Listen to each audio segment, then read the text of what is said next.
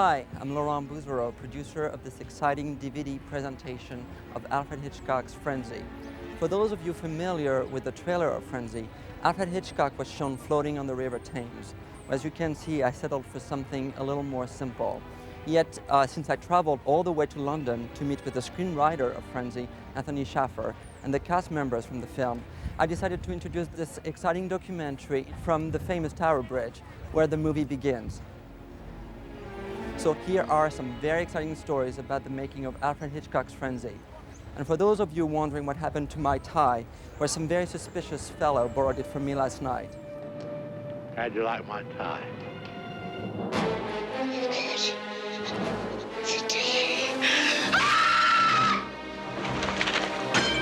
Frenzy was one of those movies where the Hitchcock touch came back. Now, do I look like a sex murderer to you? This was just a good, rumbustious Hitchcock with a few scary bits in it. You strangle her like all the others. He wanted to become more explicitly violent. There's a texture that you can get by using humor and giving it to the blackest character in the piece.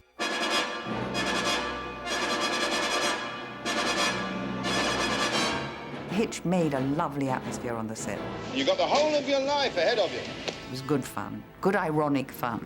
That man must be a sexual maniac. The beast.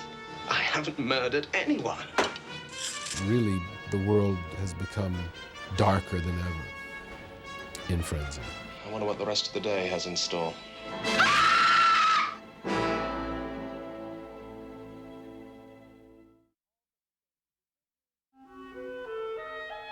I had just done Sleuth on Broadway, and we had received a notice like The Second Coming, which was very gratifying.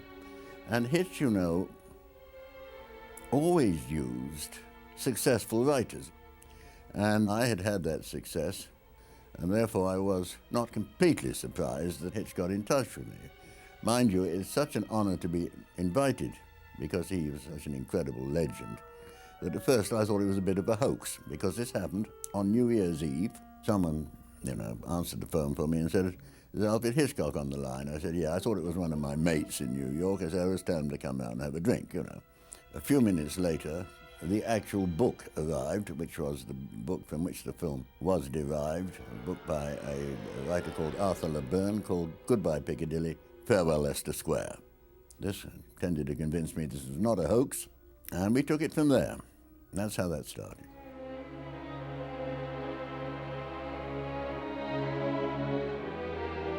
Alma was, of course, his wife, and she was a tiny little lady. And whilst we were here prepping Frenzy, she had a heart attack. Not he. He had a pacemaker, Hitch. But the one to have the heart attack was Alma. It slightly affected the work necessary for doing the picture, but she recovered very quickly and, in fact, survived him.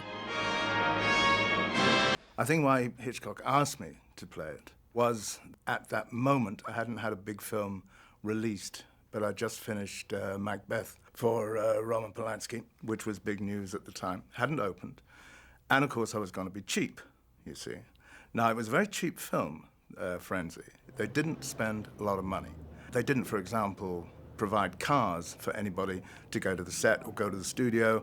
You just got your own taxi or you came on a bike or whatever you did, So anyway, they just asked me to do it. So they go through a book, you've got a casting director. Casting directors don't do a lot. I mean, there's not much they can do.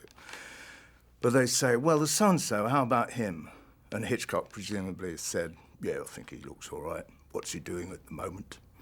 So my agent went, oh, yeah, would you like, I'll get Roman Polanski. Roman was doing everything down in Shepperton. He was saying, I'll do anything. You want to see the film? I'll show you rough cuts. I'll do this and do that. Hitchcock didn't want to see a frame, nothing.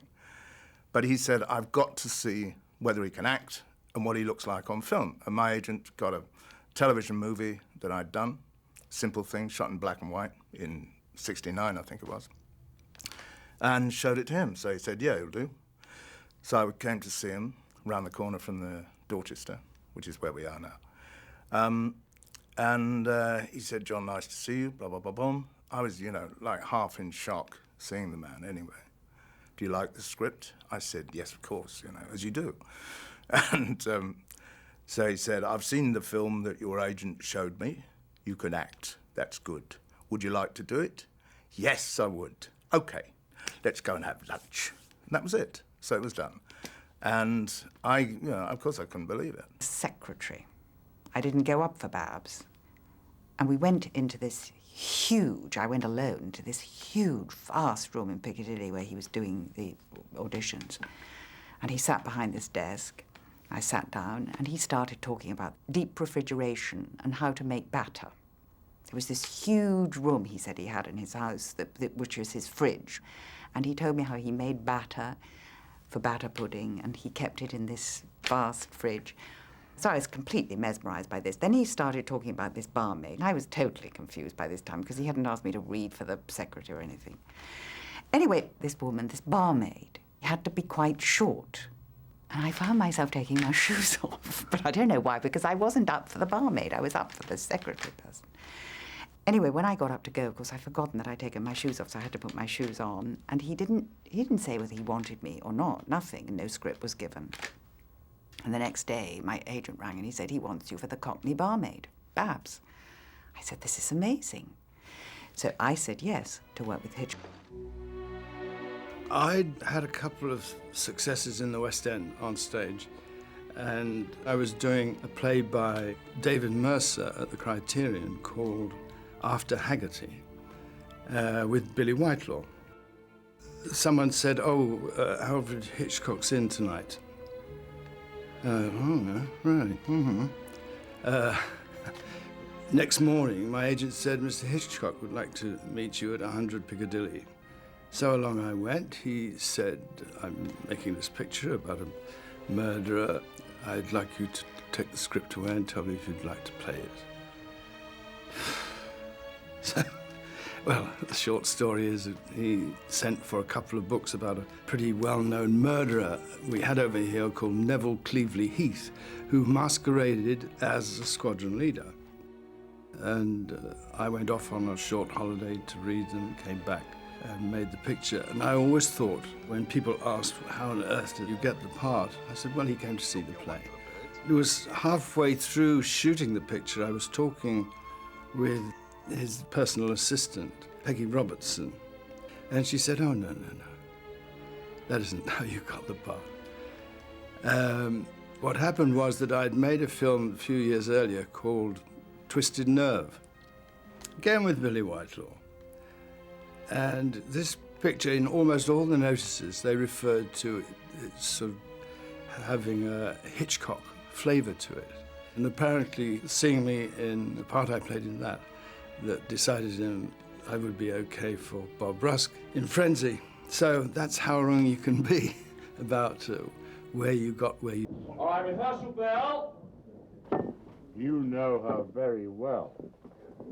Something's up. On the other hand, Anna, you don't know her.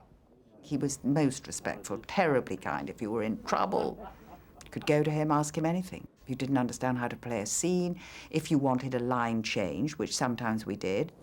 May I say something? This has been put here. It's Yes. going to be fairly crucial later on. I don't know what that's meant to be. Now, wait a minute. A handbag with gloves have been placed in a strategic position. We were going to ask you before we shoot where you would like them, because she says she's going shopping at the end, doesn't she? So it's Yes, matter but of a where you- woman like that would leave her handbag and gloves in the bedroom. They She would goes be to on bed the and dressing table if she went shopping or fishing. I used to write notes every single night to his secretary, Peggy. Oh, yes, sure. Yes. And he was very good. Most of the time, he'd say, all right, yeah, just correct it. He wasn't annoyed that I'd pointed out maybe a syntactical error or something like that. He did say once, John, he said, I said you could make alterations. I didn't say you could rewrite the whole script, which I was trying to do, I must have been. Action. Shot almost entirely in Pinewood Studios, in sets built in the studios. Things like the interior of the office where the famous murder took place, the interior of the pub and so on. The rest of it was shot mainly in Covent Garden itself.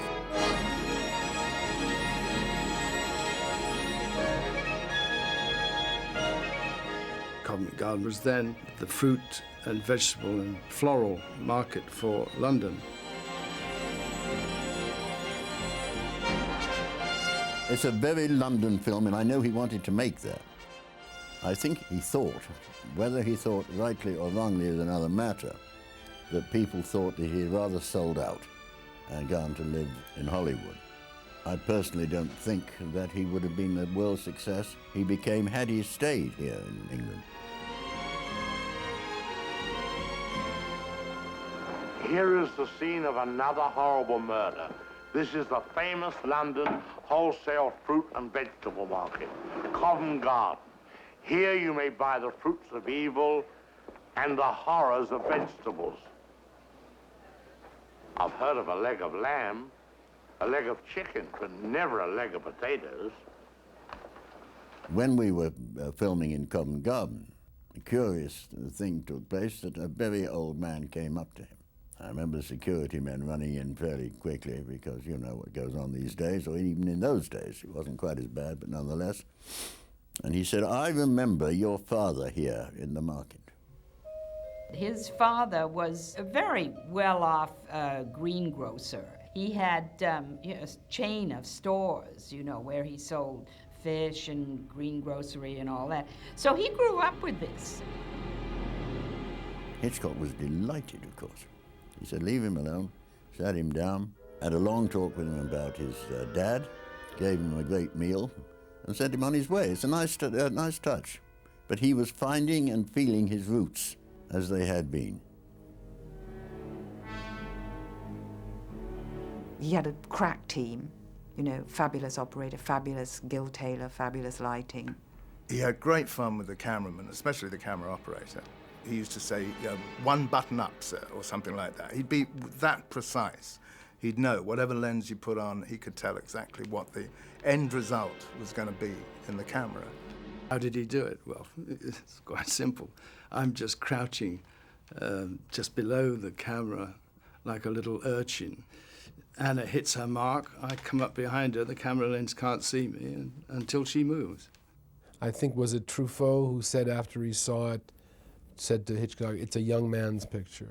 By that he meant it's a film with a lot of experimentation, a lot of risks. There's that moment when Anna Massey's walking the street and all the sound goes away. That's unusual to do that. The difference between the novel and the movie script is that we added a lot of comedy noir, which Hitch was always very fond of. And in particular, in those scenes of exposition where the detective, Alec McCowan, is brought to realize that on the basis of a lot of circumstantial evidence, he has arrested the wrong man who is currently in jail. And how does he come to realize that he has made that mistake? So the way to do it, I thought, was to do it as comedy. And the comedy comes, of course, from his wife, played by Vivian Merchant, who is a gourmet cook. And she keeps giving him the most repulsive and inedible meals. It looks like a pig's foot. That's what it is. Bernard Herrmann. Henry Mancini, I think, did the original score and then was let go.